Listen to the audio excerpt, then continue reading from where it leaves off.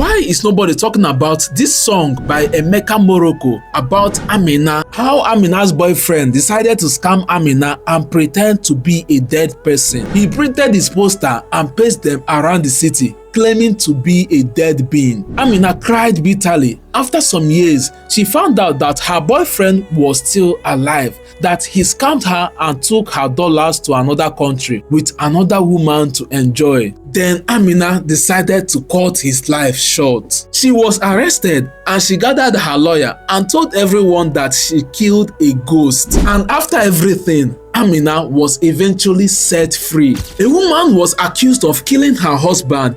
His body was never found and she was sentenced. Years after serving her jail term, she came out to find out that the man was living with another woman. She went and shot the man several times and he died for real this time around. And she was rearrested for the same murder on the same person. As a judge, tell me in the comments what you will do. Will you look at the case as a fresh murder or as a crime she had already served the term?